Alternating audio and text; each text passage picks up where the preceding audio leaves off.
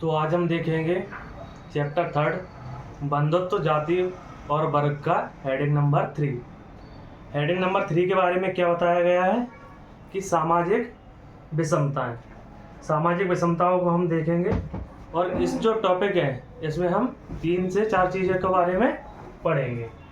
तो यहाँ पर देखेंगे तो पहली चीज़ सामाजिक विषमताओं के आधार पर हम पढ़ेंगे कि समाज क्या होता है।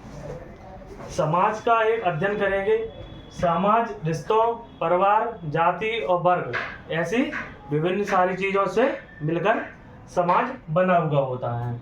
समाज क्या होता है, जैसे मान लीजिए यह एक क्षेत्र है और इस क्षेत्र में बहुत सारे लोग रह रहे हैं और उन लोगों के बीच आपसी जो संबंध है, जो विभिन्न जातियां हैं उनके बीच जो आपसी संबंध है, इन संबंधों के आधार पर क्या होता है, समाज का निर्माण होता है।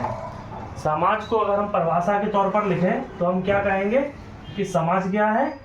समाज लोगों में प्रचलित विभिन्न रीति रिवाज और प्रथाएं जिनके आपसी संबंध के द्वारा एक गठजोड़ होता है उसे समाज कहते हैं, या नियमों का एक ऐसा समुच्चय जिससे लोग आपस में शांति और सद्भाव से रहते हैं, उसे समाज और ऐसी व्यवस्था को सामाजिक व्यवस्था कहते हैं। तो जब समाज स्टार्ट हुआ, और हम इस चीज़ को एनसीईआरटी के हिसाब से देखेंगे, तो जब समाज स्टार्ट हुआ तो हमने क्या देखा कि एक व्यवस्था आई। किस लिए?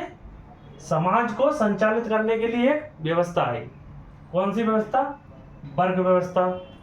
कि जो व्यक्ति जो कार्य कर रहा है वह उस वर्ग का व्यक्ति है। कोई व्यक्ति अगर पढ़ाई कर रहा है तो वह विद्यार्थी वर्ग है, और कोई व्यक्ति अगर क्या कर रहा है, कोई व्यक्ति पढ़ा रहा है तो वह शिक्षक वर्ग है। जब यह वर्ग व्यवस्था लंबे समय तक चलती रही, उसके बाद उत्तर वैदिक काल का जो समय था, उत्तर वैदिक काल का 1000 ईसा पूर्व का जो समय था, उस समय पे क्या आई? वर्ण व्यवस्था आई। वर्ण व्यवस्था जो है वो है हमारे सिलेबस में विस्तृत रूप से दी गई है, तो हम इसको समझेंगे। तो वर्ण व्यवस्था के बारे में पहले हम एक मोटा माटी अंदाज लगाएंगे कि वर्ण व्यवस्था क्या होता है। ऐसी व्यवस्था जिसमें व्यवस्था को क्या किया गया, मुख्य रूप से 4 भागों में बांट दिया गया। कौन कौन से भाग? ब्राह्मण, क्षत्रिय, वैश्य और शूद्र। वर्ण व्यवस्था में जो समाज था, जो समाज की जातियां थी, उनको मुख्यतः 4 भागों में बांट दिया गया। ब्राह्मण, क्षत्रिय, वैश्य और शूद्र। और इनके बारे में एक क्या बात कही गई कि ब्राह्मण जो है एक कोई व्यक्ति है, और उस व्यक्ति का क्या है, जो ब्राह्मण है वो कहाँ से निकला है? यहाँ से निकला है, मुख वाले भाग से। क्षत्रिय भुजाओं से निकले हैं, और वैश्य जांघ वाले भाग से निकले हैं, और शूद्र पैरों से निकले हैं। तो इस व्यवस्था के बारे में, इस व्यवस्था को जो ऊपर से नीचे के क्रम में बांटा जाता है, उसमें क्या बांटा जाता है कि ब्राह्मण मुख से, क्षत्रिय भुजाओं से, वैश्य जांघों से और शूद्र चरण से या पैरों से निकले हुए हैं। तो ये जो पूरी व्यवस्था है, इस व्यवस्था के बारे में हम समझेंगे कि ब्राह्मण जो वर्ग था उसका कार्य क्या था। इस कार्य को हम समझेंगे। तो ब्राह्मण का जो कार्य था वो क्या कार्य था? दान देना। एक कार्य हो गया दान देना, और दूसरा कार्य क्या हो गया? दान लेना। 2 मुख्य कार्य हो गए। तीसरा कार्य क्या होगा? यज्ञ करना। यज्ञ करना होगा। चौथा कार्य क्या होगा? चौथा हो गया पढ़ाना, शिक्षा देना। इस तरीके के ब्राह्मण के कार्य थे। दूसरा हम क्षत्रियों के कार्य अगर देखें तो क्षत्रियों के क्या कार्य थे? प्रमुख कार्य रक्षा करना, ठीक, और ये पढ़ाना को छोड़ के यहाँ पढ़ना कर दो।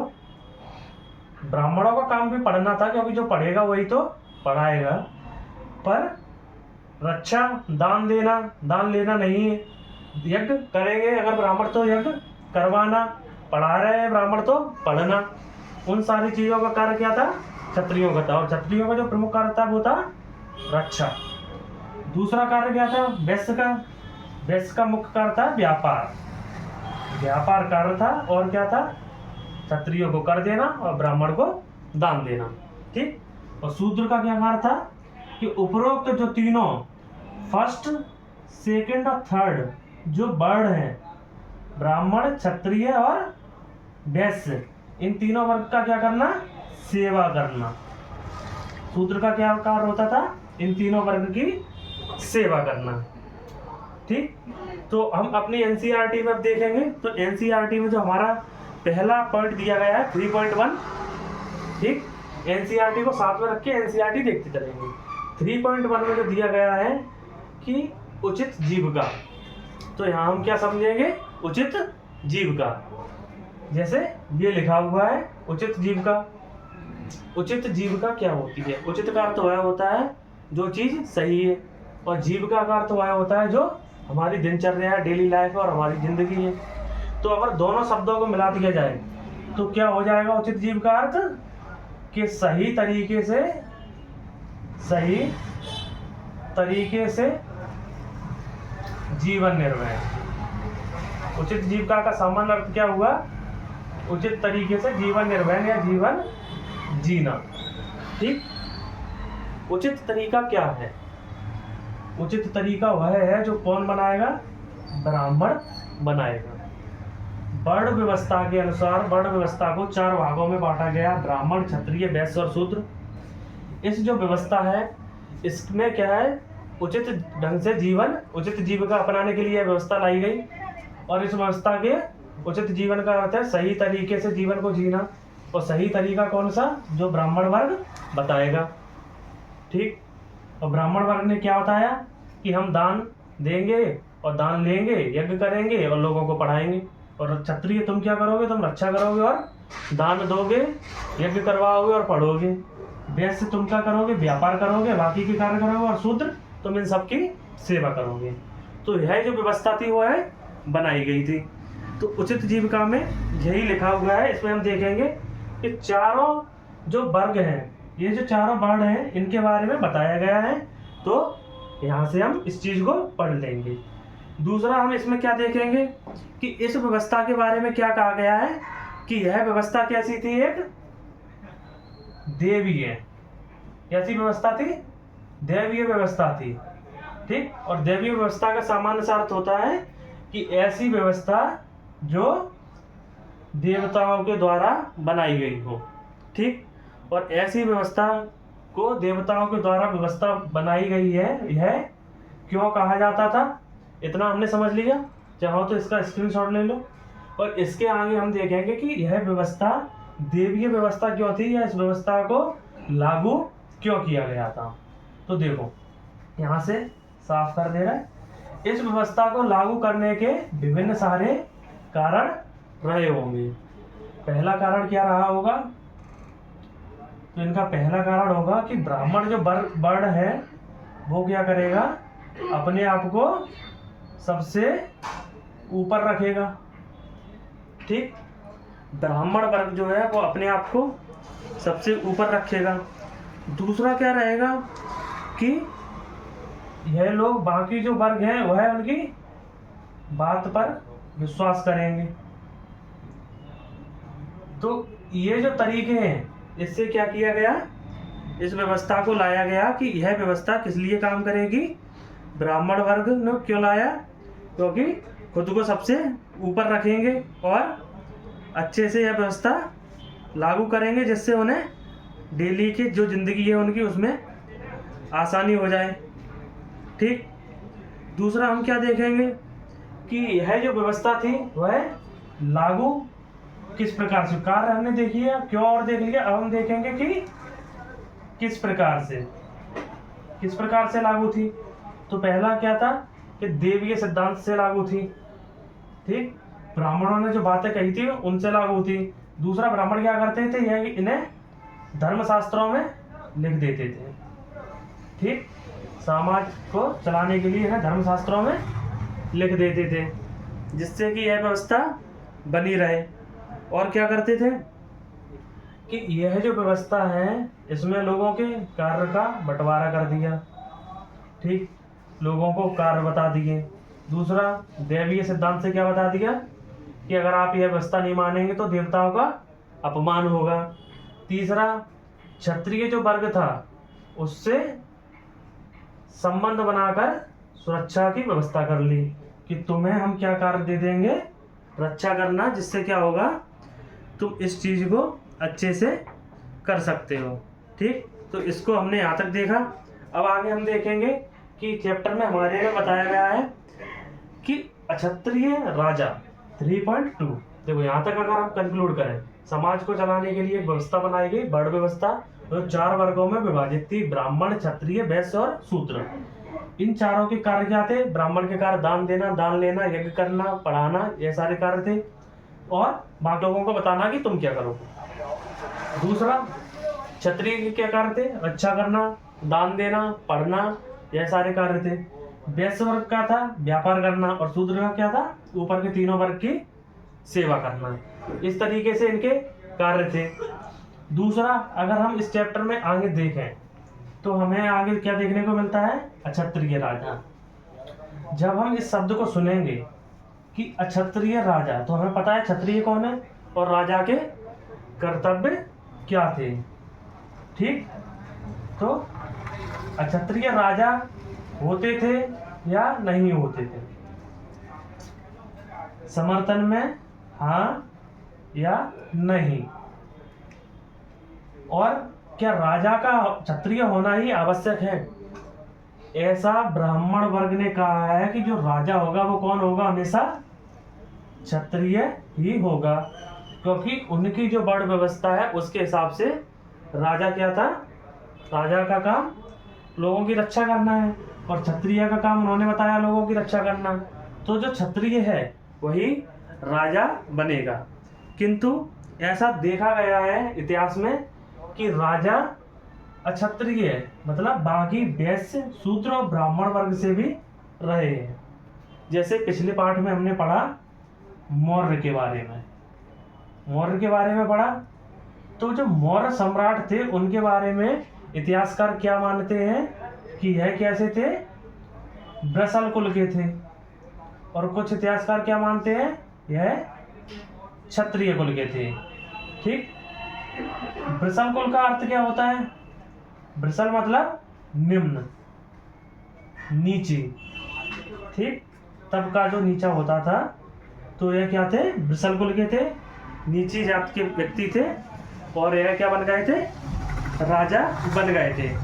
और ऐसा माना गया है कि राजा जो है वो क्षत्रिय था, लेकिन हमने इतिहास में देखा कि राजा क्षत्रिय नहीं होता था। ठीक, अब हम किताब में देखेंगे क्या कि मध्य एशिया से बहुत सारे ऐसे राजाओं के बारे में बताया गया है जो आए, जो वर्ण व्यवस्था के अंतर्गत ही नहीं आते थे। ऐसे राजाओं ने भी क्या किया? भारत पर शासन किया।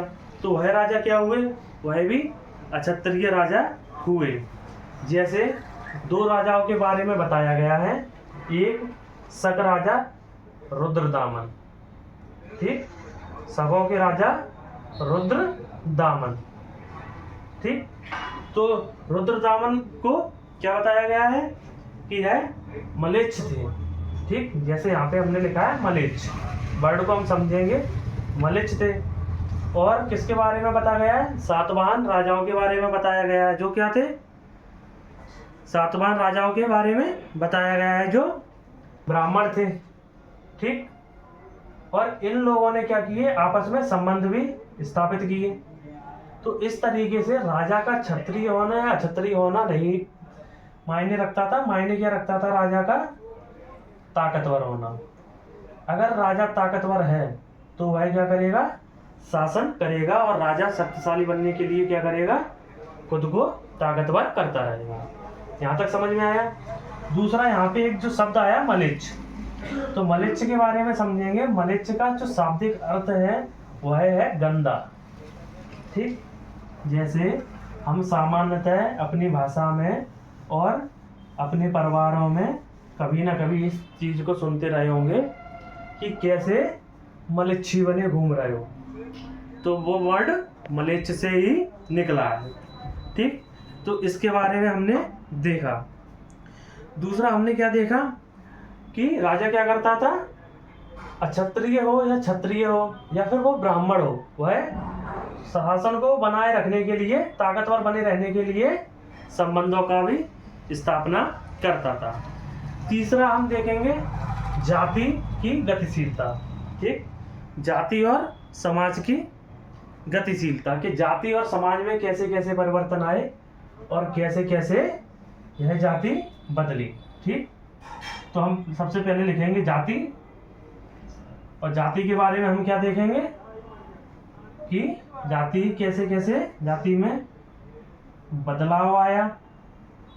ठीक, और उससे पहले क्या देखेंगे कि जाति क्या होती है, बदलाव आया और क्यों आया, ये सारी चीजें हम इस टॉपिक के अंतर्गत देखेंगे। तो एक ऐसी व्यवस्था, वर्ण व्यवस्था के उपरांत एक ऐसी व्यवस्था जब लोगों को एक चीज में, एक सांचे में नहीं ढाला जा रहा था, तो उन्हें विभिन्न सारी जातियों में बांट दिया। जैसे कोई व्यक्ति शूद्र है और कोई ऐसा व्यक्ति जो शूद्रों जैसा काम करता है किंतु उस क्षेत्र की परिधि जो है उससे बाहर रहता है, तो उसे दूसरी जगह में बांट दिया। ठीक, जैसे जंगलों में रहने वाले लोग और चांडाल वर्ग, इन लोगों को एक ही वर्ग में रखकर विभिन्न सारी जाति में बांट दिया। दूसरा, तो जाति समझ में आई। जाति एक बृहद संरचना है जिसके अंतर्गत क्या है, जिसके अंतर्गत वर्ण व्यवस्था का विभिन्न जातियों के रूप में, विभिन्न समुदायों के रूप में, विभिन्न संगठनों के रूप में वर्गीकरण किया गया है। ठीक, और जाति किसको इंगित करती है, वर्ण व्यवस्था को इंगित करती है। मतलब वर्ण व्यवस्था का ही एक रूप जाति व्यवस्था है। जिस तरीके से कोई भी व्यक्ति जन्म से ही क्या हो जाता था, वर्ण व्यवस्था में डिवाइड हो जाता था, कि किसी ने ब्राह्मण के यहाँ पे जन्म लिया तो वो ब्राह्मण। इसी प्रकार जाति में भी कोई भी व्यक्ति जन्म के आधार पर ही डिवाइड हो जाता है। ठीक, तो जाति हमें समझ में आई। फिर हम देखेंगे कि जाति में बदलाव कैसे आए। क्या होता है, धीरे धीरे जब समाज में परिवर्तन आते हैं तो विभिन्न प्रकार के वर्गों का उदय हो जाता है। कैसे वर्ग, जो हमने पिछली क्लास में पढ़ी थी, श्रेणी, जैसे शिल्पकार। ठीक, शिल्पकार जैसी जो श्रेणियां थी, तो वह क्या थी, नवीन श्रेणियां थी जो व्यापार कर रहे थे। और इन श्रेणियों में क्या रहता है, यह वैश्य वर्ग के अंतर्गत आती थी। दूसरा, यह वैश्य वर्ग के अंतर्गत तो है किंतु इनका नवीन निर्माण हुआ है, तो इन्हें सीधा वर्गीकरण नहीं किया जा सकता। दूसरा, कि बहुत सारे क्षत्रिय ऐसे थे जो क्या कर रहे थे, व्यापार कर रहे थे, तो वह क्या थे, वह भी इन श्रेणियों के अंतर्गत आ जाते थे। तो ऐसी जो श्रेणियां थी, शिल्पकार की जो श्रेणियां थी और अन्य श्रेणियां भी थी, जैसे मूर्तिकार, तो यह सारी श्रेणियां क्या करते हैं, एक वर्ग में आ जाते हैं, और इस प्रकार से जाति में धीरे धीरे बदलाव आने लगता है। दूसरा, यह बदलाव क्यों आया, तो वह हमने देख लिया। पहला, कि विभिन्न वर्ण के लोग भी व्यापार कर रहे थे, विभिन्न वर्ण के लोग भी राजा बन रहे थे, जिससे क्या हुआ, एक नवीन जाति का निर्माण हुआ और जाति का बदलाव हुआ। दूसरा, कई सारे ऐसे लोग थे जो क्या थे, बाहर के थे। ठीक, या फिर बाहरी परिवेश के थे, या फिर जिनका क्या था, कार्य अलग था। तो ऐसे सारे लोग क्या थे, जाति में बदलाव ला रहे थे। जैसे चांडाल। ठीक, चांडाल का काम क्या था, कि लोगों को अंतिम संस्कार करना। ऐसे लोग जिनका कोई हित सगे संबंधी नहीं है, उनका क्या करना, अंतिम संस्कार करना, यह चांडाल का कार्य था। और धीरे धीरे क्या होता है कि चांडाल एक नए वर्ण के रूप में, एक नई जाति के रूप में, एक नए व्यक्ति के रूप में सामने आता है। और यह जो व्यक्ति था वो क्या था, अस्पृश्य था। ठीक, मतलब छूने के लायक नहीं था। क्या था? छूने के लायक नहीं था। इसे देखना तक अशुभ माना जाता था। ठीक, तो हम इसके बारे में पढ़ेंगे कि चांडाल कौन थे। जैसे चांडाल के बारे में दो बौद्ध भिक्षु थे जिनके बारे में किताब में दिया गया है। एक था फास्यान। कौन था? फास्यान। और दूसरे का नाम क्या दिया गया है? दूसरे का नाम दिया गया है xuanzang। ठीक, तो इन लोगों ने क्या कहा है कि चांडाल को देखना गुनाह था। चांडाल को देखना गुनाह था। और यह क्या करते थे? जो चांडाल वर्ग था वह क्या करता था? पैरों में लोहे के आभूषण पहनता था।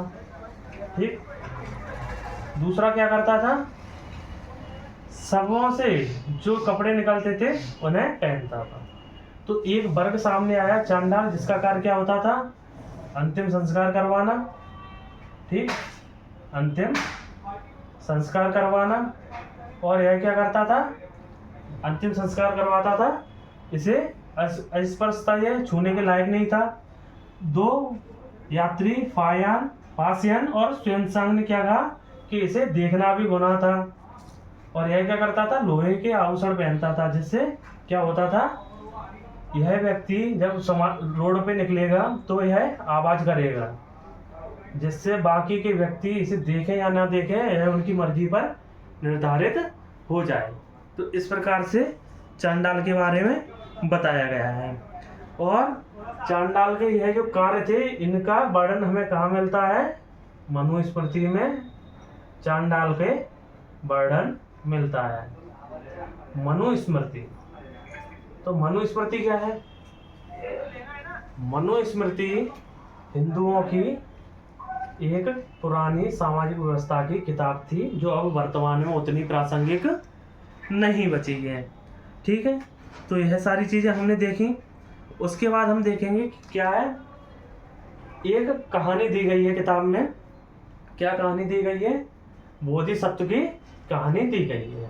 ठीक, तो हम देखेंगे कि बोधिसत्व जो थे वो कौन होते थे। बुद्ध या बौद्ध जो धर्म है, उस धर्म में जो व्यक्ति हुए हैं, जो तीर्थंकर अति ज्ञानी व्यक्ति हुए हैं, उन्हें क्या कहा गया है? बोधिसत्व कहा गया है। ऐसे ही बोधिसत्व कौन थे? मातंग। ठीक, तो एक बोधिसत्व थे मातंग, जो क्या थे? चांडाल थे। अब जो मातंग बोधिसत्व थे वह क्या करते हैं? एक दिन बाजार में जाते हैं और बाजार में जाके क्या देखते हैं? बाजार में जैसे ही वो पहुंचते हैं तो एक दित्थमांगलिक नाम की लड़की थी। क्या नाम था? दित्थमांगलिक। ठीक, एक दित्थमांगलिक नाम की लड़की थी, जो क्या थी? ये जो वैश्य वर्ग है इसी में से व्यापारी की पुत्री थी। ठीक, तो क्या होता है? व्यापारी की पुत्री किन्हें देखती है? मातंग जो बोधिसत्व थे इन्हें देख लेती है। और जैसा बताया कि चांडाल को देखना भी गुनाह था, और इसमें गलती किसकी मानी जाती थी? चांडाल की। और मातंग जो बोधिसत्व थे वह चांडाल थे। तो जब वह बाजार में जाते हैं और दित्थमांगलिक नाम की जो व्यापारी की पुत्री होती है, वह जैसे ही इन्हें देखती है तो वह क्या करती है? जोर जोर से चिल्लाने लगती है। और जब वह जोर जोर से चिल्लाती है तो इसके जो कौन थे? सैनिक थे या कर्मचारी थे, वह क्या करते हैं? मातंग ऋषि को क्या करते हैं? पीटते हैं।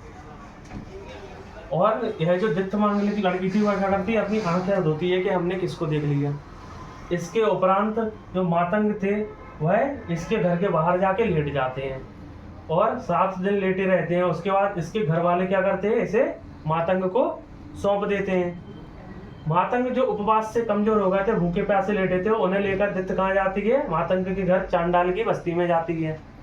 तब मातंग उससे क्या बोलते हैं कि मैं जा रहा हूँ इस संसार को छोड़कर, और ज्ञान की प्राप्ति कर मातंग एक दिन वापस आते हैं। तब तक क्या होता है, मातंग का जो एक पुत्र होता है मांडव, जो क्या करता है, मातंग का क्या पुत्र होता है, मांडव इनका पुत्र होता है, और वह तीनों वेदों का ज्ञानी होता है, और जो क्या करता है, बहुत सारे ब्राह्मणों को खाना भी खिलाता है। और एक दिन मातंग यहाँ जब आते हैं तो वह उससे कहते हैं कि मुझे खाना खिलाओ और मुझे भेंट दो। इस पर वह कहता है कि यह एक पतित आदमी है जो कि भिक्षा के लिए योग्य नहीं है। वह भी चांडाल को क्या करता है, देखना गुनाह मानता है और कहता है कि यह एक पतित आदमी है, यह एक पतित आदमी है और इसे यह भिक्षा के योग्य नहीं है, भिक्षा केवल ब्राह्मणों के लिए है। जिस पर मातंग क्या कहते हैं, जिस पर मातंग कहते हैं कि देखो, जिन्हें अपने जन्म पर गर्व है पर अज्ञानी है वे भेंट के पात्र नहीं है। इसके विपरीत जो लोग दोष मुक्त हैं वे भेंट के योग्य हैं। और इतना कहते ही मांडव क्रोधित होकर अपने सेवकों को क्या करता है, इन्हें बाहर निकालने के लिए कहता है, और यह हवा में गायब हो जाते हैं। इसके बाद दित्य आती है और उन सब चीज़ों को उन्हें मनाने की कोशिश करती है। इस पर मातंग कहते हैं कि उनके भिक्षा जो पात्र है उसमें जो भी भोजन बचा हुआ है वह इन लोगों को खिला दो। तो यह बोधिसत्व की एक महिमा, ज्ञान उनके बारे में बताया गया है। दूसरा, हमने बहुत सारी चीज़ों को देखा कि उचित जीवन क्या होता है, उचित जीव का जो सही ढंग से जिया जाए या सही ढंग से जीवन निर्वहन किया जाए। इस समय में उचित जीव का क्या थी, जो ब्राह्मणों ने बनाई थी वर्ण व्यवस्था। अक्षत्रिय राजाओं के बारे में हमने देखा कि अक्षत्रिय राजा होते थे, बिल्कुल होते थे, ठीक। और अक्षत्रिय राजा का मतलब वैश्य और शूद्र या फिर ब्राह्मण किसी भी वर्ग से है। जैसे रुद्रदामन के बारे में हमने देखा, हमने अशोक के बारे में देखा, और किसके बारे में देखा, सातवाहन राजाओं के बारे में देखा, ठीक। सामाजिक गतिशीलता को देखा कि समाज कैसे गति करता है। बोधिसत्व के बारे में देखा, चांडाल और मलेच्छों के बारे में देखा। अब हम इसको कंक्लूजन में देखेंगे कि सामाजिक विभिन्नताओं में हमने वर्ण व्यवस्था को देखा और उचित जीविका को देख लिया यहाँ पर, ठीक। दूसरा हमने क्या देखा कि अक्षत्रिय राजा होते थे या नहीं होते थे, उसके बारे में देख लिया। तीसरा, हमने जाति और समाज में कैसे गतिशील हुए उनको देख लिया। जैसे इसमें एक फैक्ट बचा है कि मंदसौर में मिला एक अभिलेख, इसमें रेशम बनकर की श्रेणी के बारे में बताया गया है, जो हमने विभिन्न प्रकार की श्रेणियों के बारे में देखा, ठीक।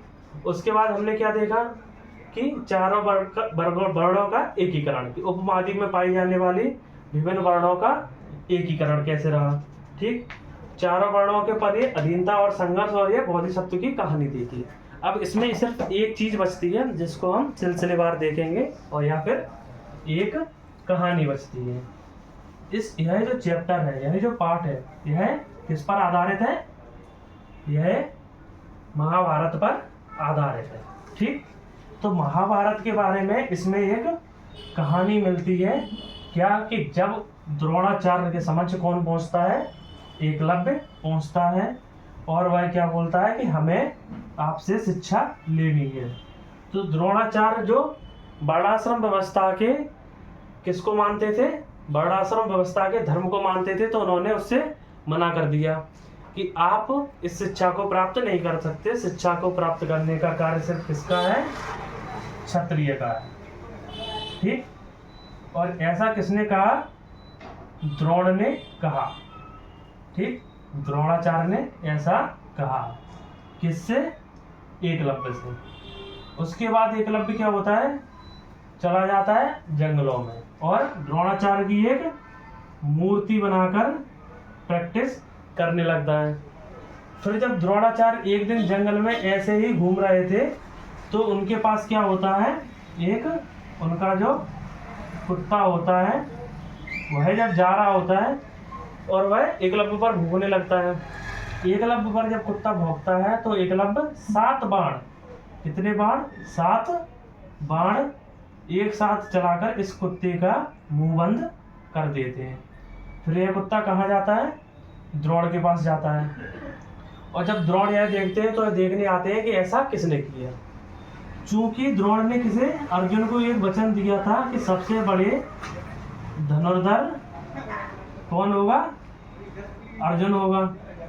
इसलिए जब द्रोणाचार्य यह चीज देखते हैं और एकलव्य को अपना शिष्य मानकर उससे क्या करते हैं? गुरु दक्षिणा मांगते हैं। तो गुरु दक्षिणा में क्या मांग लेते हैं?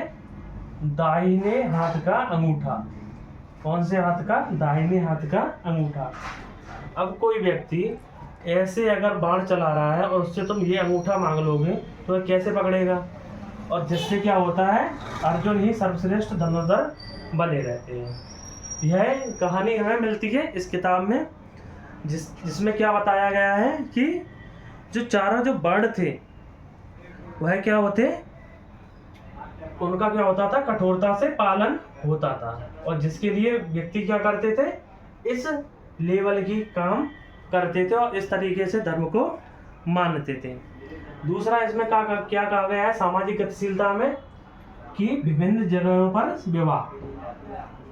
विवाह या संबंध, ठीक। और इन संबंध में हमें क्या दिखाया गया है? भीम और हिडम्बा का विवाह, माता हिडम्बा का मंदिर भी मिलता है। भीम जब वनवास के दौरान क्या थे? रात में सेवा करते थे।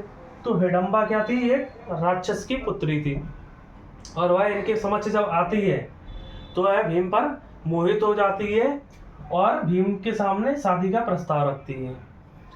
और इस दौरान क्या होता है? जब जो वह भीम मानते नहीं है और वह हिडम्बा से बोलती है, हिडम्बा कुंती से यह बात बोलती है कि हमें अपने साथ रख लो और हम आपके लड़के से शादी करना चाहते हैं। तो कुंती और युधिष्ठिर इस बात के लिए राजी हो जाते हैं और क्या करते हैं?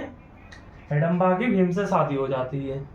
किंतु कुंती ने एक बात कही कि दिन भर तुम कहीं भी घूमो, रात को भीम हमारे साथ होंगे। इस प्रकार हिडम्बा के साथ भीम दिन में विचरण करते थे और रात में अपने गुफाओं में लौट आते थे।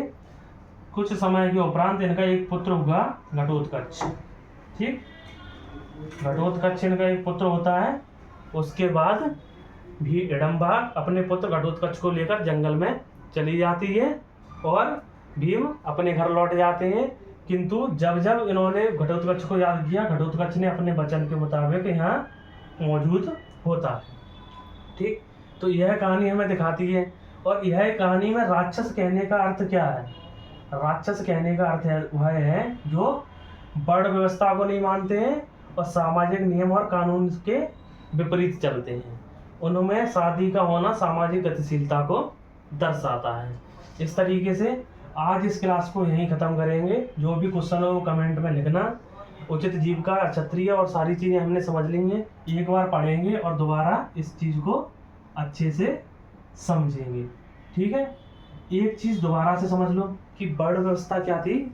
4 भागों में बटी हुई व्यवस्था थी। ब्राह्मण, क्षत्रिय, वैश्य और शूद्र। उनके कार्य क्या क्या थे वह हमने देख लिए हैं। उन्हें दोबारा से पीछे जाके प्लेलिस्ट में चला लेना। दूसरा हमने क्या देखा? इसे लागू क्यों करते थे ब्राह्मण वर्ग? जिससे कि खुद सुपरफिशियल रहें, लोगों से काम कराएं और सेवा भी करें और ऐसी सारी चीज़ों को समझें, ठीक। दूसरा, इसी वर्ण व्यवस्था की वजह से क्या हुआ? विभिन्न सारे धर्मों का उदय भी हुआ। आगे हेडिंग 4 हम कल देखेंगे। आज की क्लास को यहीं समाप्त करते हैं। जय हिंद।